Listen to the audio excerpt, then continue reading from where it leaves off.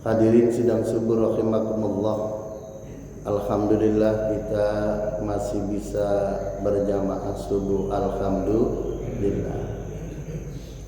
Pagi ini saya ingin menyampaikan sebuah tarikh di mana ketika Rasul wafat, lalu kemudian terpilihlah Sayyidina Abu Bakar Siddiq sebagai khalifah yang pertama. Kaum muslimin sidang subuh rahimakumullah, banyak konsep kepemimpinan di dunia ini, namun dari konsep-konsep kepemimpinan yang saya tahu dan saya pahami, semuanya bagus. Namun menurut saya yang terbagus adalah konsep kepemimpinan di dalam ajaran Islam. Tidak ada duanya konsep kepemimpinan di dalam ajaran Islam, dan telah dibuktikan dengan kejayaan Islam. Dan karena itu, ketika di mana umat Islam mayoritas, umat minoritas itu terjamin hartanya, terjamin jiwanya, dan juga terjamin melaksanakan ibadahnya seperti terjadi di Indonesia. Alhamdulillah. Kaum muslimin sidang subuh rahimakumullah, di dalam kitab Khulafaur Rasul yang ditulis oleh Syekh Khalid Muhammad Khalid, di dalam buku pertama pasal yang ketiga halaman 71 diterbitkan oleh Beirut, Lebanon tahun 1988 atau 1408. Rekam terpilihnya Sayyidina Abu Bakar Siddiq itu secara lengkap terekam di dalam kitab itu.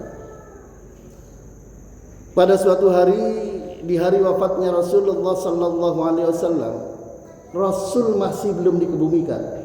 Jadi Rasul itu masih belum dikebumikan. Dan Rasul wafat pada tanggal 12 Rabiul Awal tahun 11 Hijriah.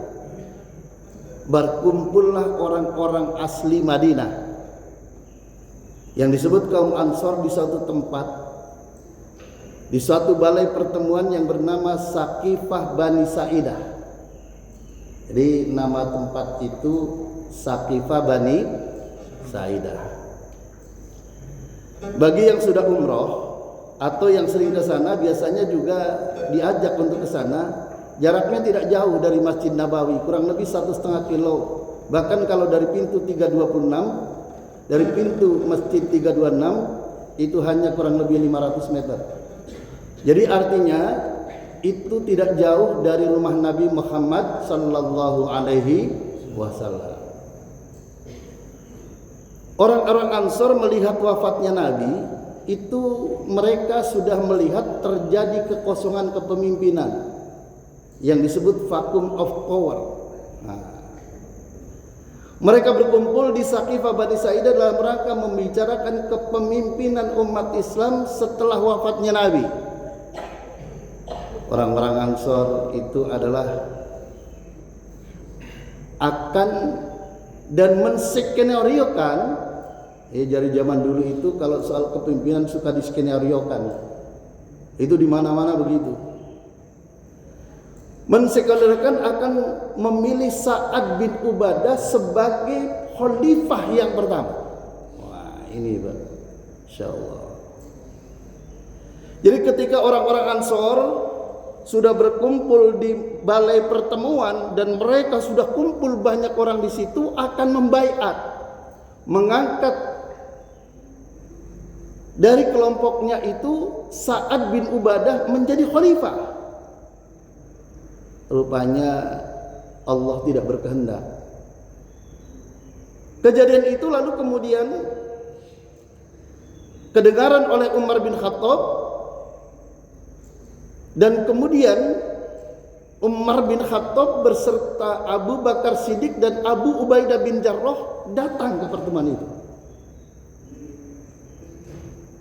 Abu Bakar Siddiq itu tidak punya niat sedikit pun pingin menggantikan menjadi khalifah sesudah Nabi wafat. Di sana sudah terjadi fitnah menfitnah, mengaku golongannya yang paling baik dan yang paling berhak untuk jadi pemimpin. Karena itu Abu Bakar datang untuk membendung fitnah dan untuk membendung jangan sampai fanatik kesukuan golongan. Nah, ini yang sangat dikhawatirkan dan sampai hari ini masih terjadi di Indonesia dan di dunia manapun. Ini fanatik kesukuan, fanatik golongan, fanatik ormas, dan ini sangat tidak baik buat persatuan dan kesatuan umat Islam. Di dalam rapat itu masih membicarakan dan mereka sangat saling menyerang.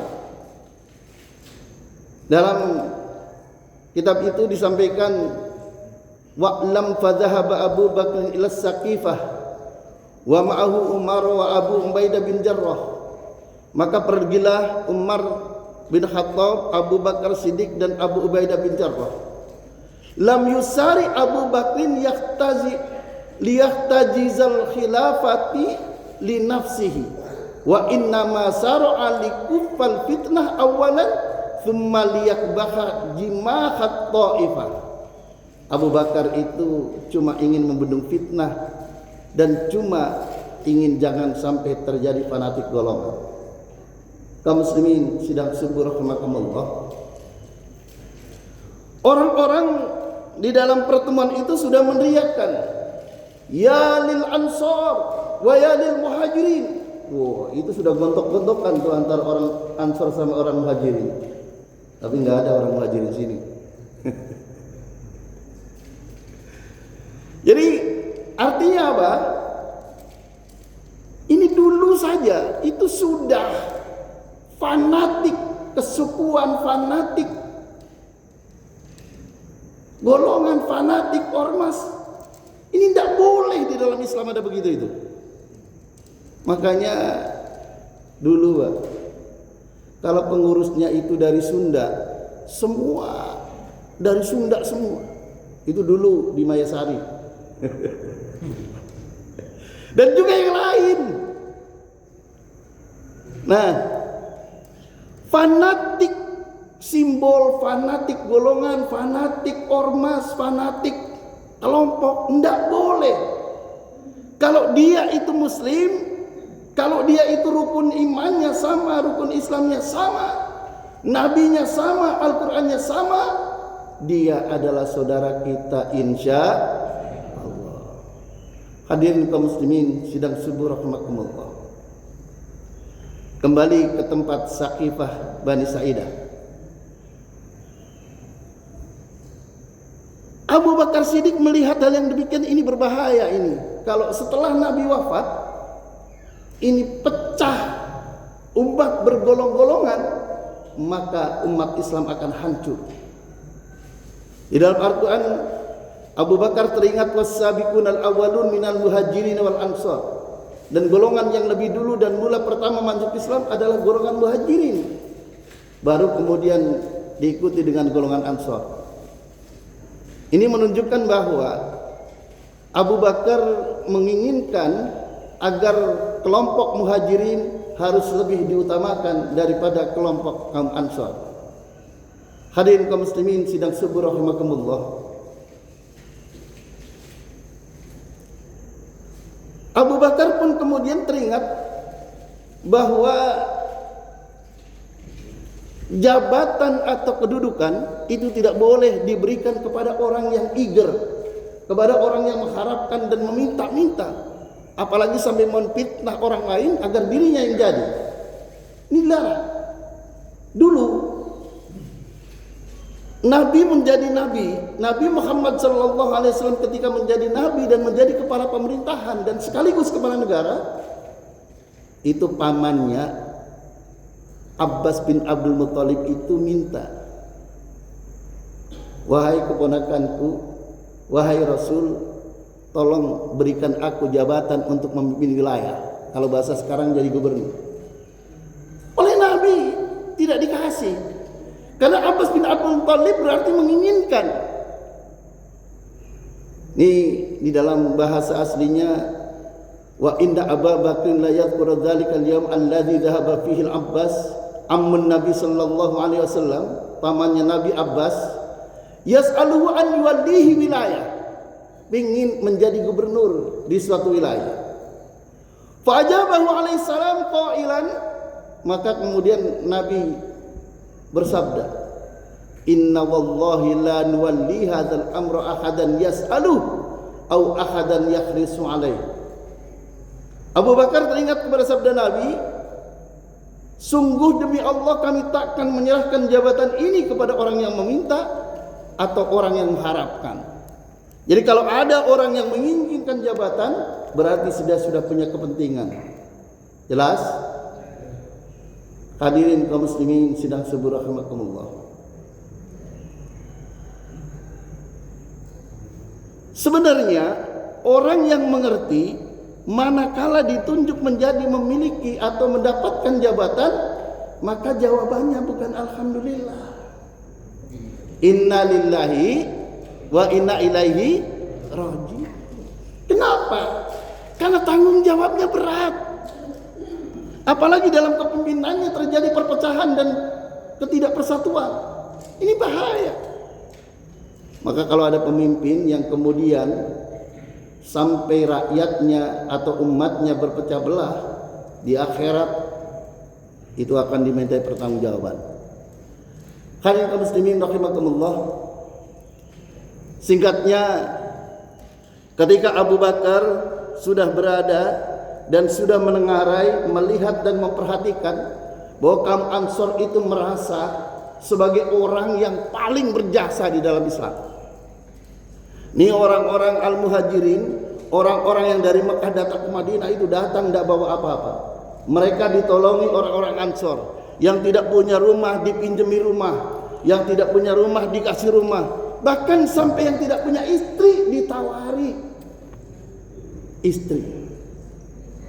Ada seorang konglomerat yang istrinya itu lebih dari satu, ditawarkan kepada siapa? Abdurrahman bin Auf. Karena dia dipersaudarakan oleh Nabi, ditawari, wahai Abdurrahman bin Auf, silakan engkau pilih di antara istri-istriku ini, mana yang engkau suka. Kalau engkau ada yang engkau suka, maka akan kuceraikan istriku ini supaya bisa dinikahi engkau. Itu dulu. Kalau sekarang nggak boleh. Nggak boleh kalau sekarang. Kembali kepada Abu Bakar. Ketika Abu Bakar di hadapan muktamirin, kalau bahasa sekarang, di dalam muktamar itu, Abu Bakar itu cerdas. Orangnya kalau di sini itu lembut, kayak Kiai Haji Ahmad Hidayat lah. Nggak kayak Umar, enggak. Kalau Umar, ya ma'syar ansar, innakum la tazkuruna fadla illa wa antum ahla. Innakum la tazkuruna fadla illa wa antum ahlun. Orang-orang Ansar, engkau menyebutkan kebaikan-kebaikan kepada kami orang-orang Muhajirin. Apa yang engkau sebutkan itu antum katakan orang Muhajirin datang tidak bawa apa-apa, orang Muhajirin tidak datang numpang ke rumah orang-orang Ansar, orang Muhajirin yang tidak punya istri ditawar istri, orang Muhajirin yang tidak punya harta ditawari harta. Semua itu apa yang engkau sebutkan itu adalah betul. Dan engkau adalah betul-betul orang-orang ahli kebaikan. Alhamdulillah. Abu Bakar itu mengeluarkan kata-kata itu dari dalam lubuk hatinya. Sehingga orang-orang yang menginginkan kedudukan jabatan kepengurusan mendengar apa yang dikatakan Abu Bakar itu mulai, oh ini baru calon pemimpin. Sesudah Abu Bakar memuji-muji orang Ansor, memuji-muji kebaikan orang-orang Ansor, kemudian Abu Bakar baru masuk. Ini teori kalau mau mendekati orang, kalau mau minta utang, puji dulu, Pak Haji itu saya dengar orangnya dermawan. Kemana-mana Pak Haji itu sering memberikan sedekah dan jariahnya. Pak Haji itu usahanya bagus, pertaniannya bagus. Baru masuk. Ngomong-ngomong Pak Haji, saya mau pinjam uang nih Pak Haji. Ini tekniknya begitu Pak. Nah, setelah Abu Bakar memuji-muji kaum Ansar dan memang betul apa yang dilakukan oleh kaum Ansar itu, baru kemudian soal kepemimpinan Abu Bakar mengatakan innahu wahidun min itsnain, Umar bin Khattab ar-rijalul ladzi a'azzallahu bihil Islam, wa Abu Ubaidah bin Jarrah alladzi wasafahu Rasul bi annahu aminah hadhil ummah. Kata Abu Bakar, wahai para muktamirin, wahai orang-orang Ansor, wahai orang-orang Muhajirin, kalau soal mau milih pemimpin, tolong saya minta engkau pilih dua orang ini. Wahidum min isnain, satu dari dua orang ini. Umar bin Khattab ar-rijalul ladzi a'azzallahu al-Islam. Yang pertama engkau pilih Umar bin Khattab, inilah orang yang membuat Islam itu menjadi jaya. Yang kedua, kalau engkau tidak setuju dengan Umar, engkau pilih Abu Ubaidah bin Jarrah alladzi wasafahu Rasul bi annahu amin hadhil ummah.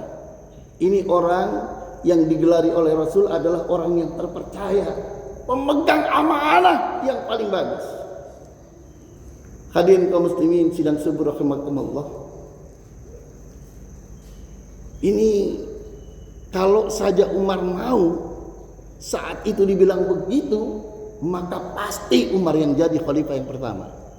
Atau kalau Abu Ubaidah mau, maka pasti Abu Ubaidah yang akan terpilih karena yang ngomong adalah Abu Bakar. Tapi apa? Nah, di sini pentingnya. Lalu kemudian Umar bin Khattab dibilang begitu, itu mengatakan wa qala linnas laqad raditu ahada hadzaini rajulaini Umar bin Abi Ubaidah. Wahai orang-orang kaum muslimin, aku ridha, aku usulkan salah seorang dari kedua ini, Umar bin Khattab atau Abu Ubaidah bin Jarrah. Lalu kemudian Umar bin Khattab berkata, wallahi la an uqaddima fayadribu unuqi fi ghairi ismin ahabbu ilai min au an uammar au uammara ala qaumi fihim Abu Bakar. Jadi ketika Abu Bakar mengatakan aku ridha, aku ikhlas, kalau anda kalian memilih Umar bin Khattab atau Abu Ubaidah bin Jarrah, aku ridha, dunia akhirat aku ridha. Umar bin Khattab tidak langsung begitu. Dia mengatakan wallahi la an uqaddima fayadribu unuqi fi ghairi ismin ahabbu ilayya min au ammar ala qawmi fihim Abu Bakar. Demi Allah, andaikan aku diperintah maju ke depan, lalu kemudian leherku dipenggal dengan pedang, padahal aku tanpa dosa, lebih aku pilih yang ini daripada aku menjadi pemimpin sementara Abu Bakar masih ada di kaum ini, sementara Abu Bakar masih hidup di kaum ini. Subhanallah. Jadi Umar lebih memilih didorong maju ke depan, lalu kemudian lehernya ditebas pakai pedang, daripada menjadi pemimpin umat, daripada menjadi pemimpin sementara Abu Bakar masih ada, sementara Abu Bakar masih hidup. Ini etika. Jangan baru kemarin muda melihat kiai, oh kiai ini di Babina ganti. Wah, itu di sono di kampung saya. Hadirin kaum muslimin, inilah adab yang mesti tahu. Kalau ada senior, kalau ada orang tua, jangan mentang-mentang muda lalu ganti. Masya Allah. Lalu kemudian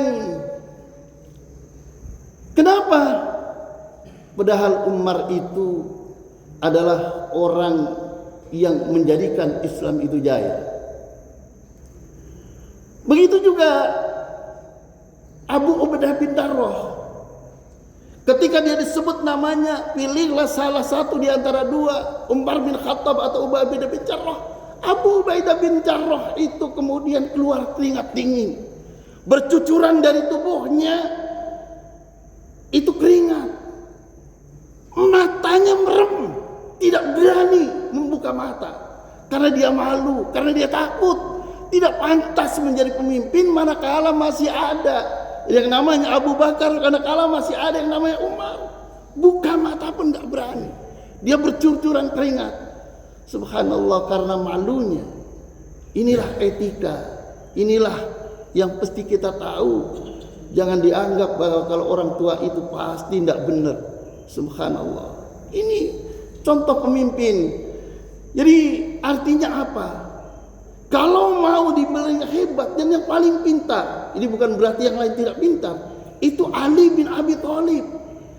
Karena Ali bin Thalib itu sampaikan mengatakan, "Ana abdi man 'allamani harfan wahidah." Aku rela menjadi budak, aku rela menjadi hamba saya, aku rela menjadi pembantu orang yang mengajariku satu huruf, aku rela untuknya. Tapi sayangnya Ali itu dididik oleh Nabi. Jadi nggak mungkin Ali kemudian mengabdi kepada yang lain. Tapi Ali dididik, dibesarkan, diajari oleh Nabi Muhammad SAW yang beliau itu adalah pamannya, yang beliau itu adalah mertuanya, dan beliau menjadi istri, menjadi suami dari Fatimah. Hadirin kaum muslimin rahimakumullah. Jadi artinya apa? Sebagai pengantar, janganlah kemudian membiasakan diri menyingkirkan ulama-ulama tua. Janganlah membiasakan menyingkirkan orang-orang yang sudah berjasa. Karena di dalam hal tertentu itu ada sejarahnya. Seperti di dalam Masjid Al-Muhajirin ini, itu ada pendirinya. Di sini ada Pak Darwil, ada Pak Haji Supriyadi, ada Pak Haji Dulai, ada Pak Haji Siswoyo, ada yang lain-lain. Mereka ini senior-senior pendiri. Dulu, kalau dalam bahasa wasilah, kalau tidak ada mereka-mereka ini, masjid ini tidak akan berdiri. Jadi kita mesti menghormati, mesti tahu diri. Janganlah kemudian kita mencoba berbuat menzalimi mereka. Saya kira ini sebagai pengantar. Silakan Anda debat, silakan Anda tidak setuju, dan silakan Anda bertanya. Saya kira karena ini adalah sifatnya adalah kajian, maka kami terbuka untuk mendapatkan kritik dan masukan. Demikian sebagai pengantar. Usikum nafsi bitaqwallah wallahul muwaffiq ila aqwamit thoriq. Assalamualaikum warahmatullahi wabarakatuh.